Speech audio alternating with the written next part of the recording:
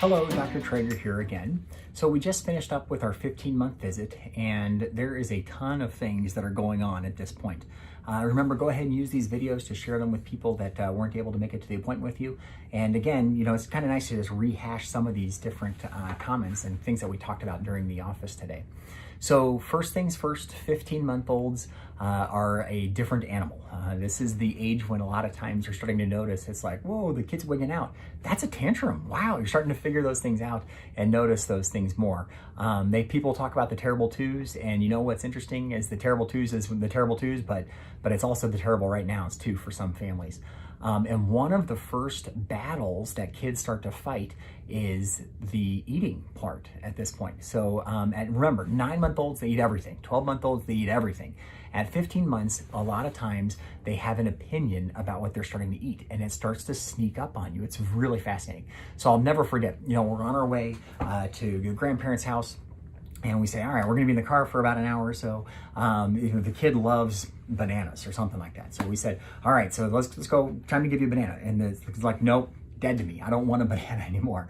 So then you try and give him something else, and then you give him something else, and then you give him, and then finally it's a tantrum about what they're eating, and you think you need to eat something. And it's an important lesson to know is that kids at this age will start to regulate what they're eating.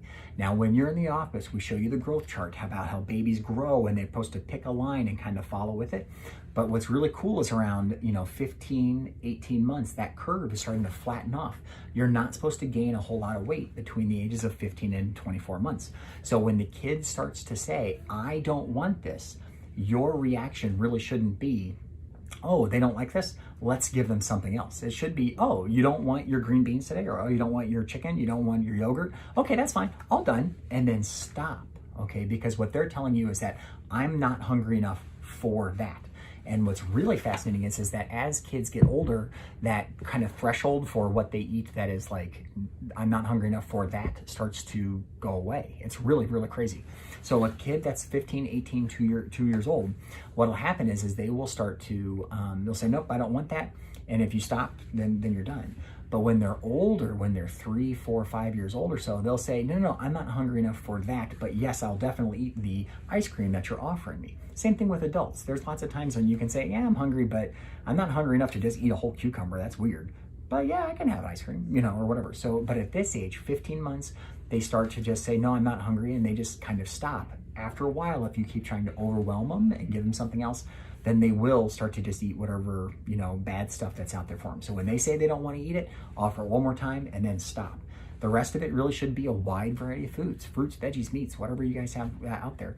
The whole milk thing, sure, go ahead and keep offering the whole milk. But remember, less than 40 ounces a day, 40 to 50 ounces is kind of the sweet spot. Less than that is where we want you to be. And when they start to get more picky, that's okay. You offer it to them, and if you don't eat it, then you say it's fine. So maybe it's not happening to you right now, but it's going to. And that picky eating thing, true story, lasts until they're like 9 or 10 years old. You'll see. And then when they're 10, you'll be like, hey, wow, you eat all kinds of crazy stuff.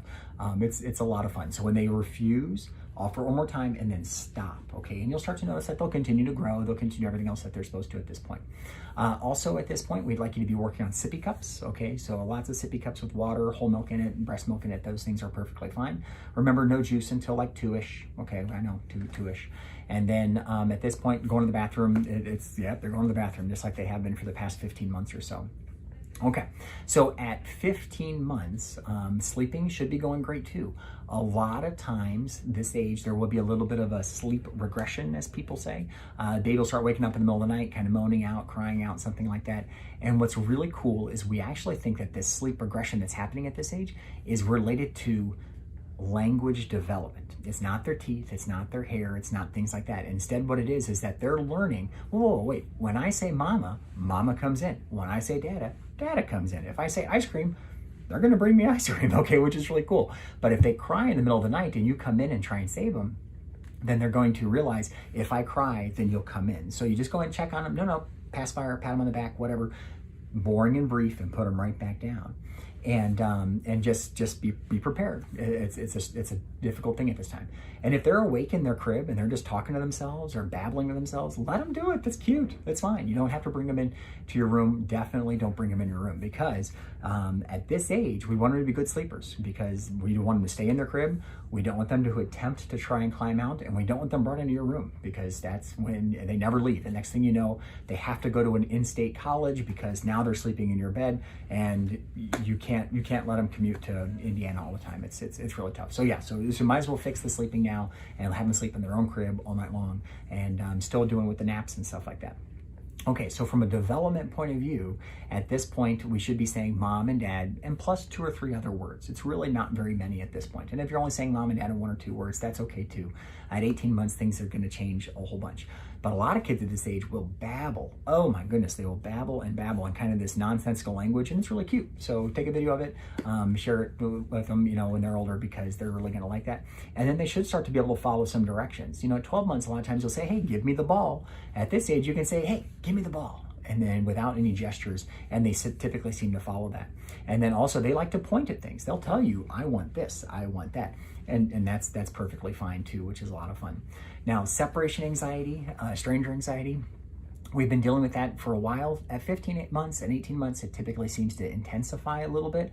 And that's okay, because they're learning language. They're learning, if I really wig out, you try and give me something. So just be reassuring to them. Be like, if it's a situation like daycare, no, you have to go to daycare, I'll be back. Drop them off and kind of go. When they're around other strangers and stuff like that, you don't have to make them hug people. You don't have to make them be held by somebody else. If they don't want to, you just say, no, I'm going to hold you. It's okay. And when they warm up, then you can start to do more of those things as time goes on too, which is okay. All right, now from other developmental milestones at this point, at 12 months, we want you to take steps holding on to something. By 15 months, we should be walking well, okay? And some kids will even be running. Some kids will even do this thing where they squat down real low to the ground, and then they start to push themselves back up. They should be able to crawl up some stairs, okay? And then you give them a crayon or something like that, they'll start to scribble. So when you're at a restaurant or something like that, try not to give them your phone, and said, let's do some crayons and scribble and make all kinds of messes and stuff like that, which is pretty cool. And then also they should be able to, last time we talked about dropping something into a cup. At this age, they should be able to take things out of little cups, or like put something in the thing, and they'll figure out, oh, I can dump that out, and they start to get it, which is really cute, to start hiding things, and they'll start to look for things. So you put them under a blanket, or you put it over here, and they'll look for it. It's really cool. So if it's Easter time for you around this time, then start hiding eggs around the house, man. They'll think it's just the really cool thing to do. Or you'd have like a stuffed animal that they really like a monkey, and you hide it in different places throughout the house, and they'll like to kind of walk around and try and find it, which is a lot of fun. Okay, other important things to pay attention to at 15 months. If you haven't been doing brushing your teeth, now's the age, let's go ahead and start doing that. We should be stopping the bottles at this point, so sippy cups, things like that, which is really, really good.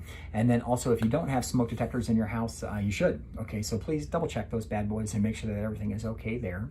And then the other thing is now that we're 15 months, hopefully you found some good sitters, or some people that can also share the burden of parenting a little bit with you guys. So, support your marriage, support your relationships, get out, take care of yourself, go on dates, things like that. Those are important things to be doing at this point.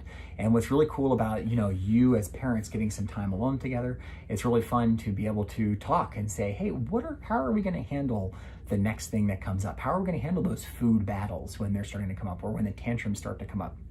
So you're going to be able to spend some time saying, hey, when we're in the store and the kid throws a fit and drops to the ground, are we going to drag him by the foot, or we're going to drag him by the arm out of there, or whatever, and kind of talk about those things. It's really nice to have a game plan in mind, because if you've already noticed, the tantrums and stuff are starting already at this point, and they get worse. But what's nice is if you establish parameters for which they're allowed to operate in, then it usually goes better. So says that you'll see my kids have had tantrums and stuff and things like that too.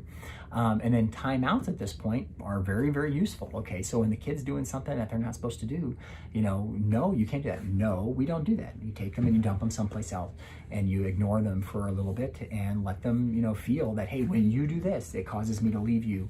And that's how you do tantrums. Now, when you're older, yeah, a minute for every year of age. That's okay. When you're 2 minutes, set on the timer, and ignoring them for a while, that's great. But how you handle tantrums, as long as you're consistent, That's the important thing. So if it's you found this book that says this or this thing that says this, really just pick what works best for you and your family, and stick with the plan. And that's the way to go. All right, so 15 months, lots of fun. There's a lot of really cool things that are happening at this point. And what's going to be really cool is if it's summertime right now and you're 15 months, man, you go to the park and it's let's walk around, let's play, and just have a great time. 18 months gets even better. And so there's a lot coming up. So the next time we'll see you is when we're 18 months old. So we'll see you in 3 months. Have a good day, guys. Thank you.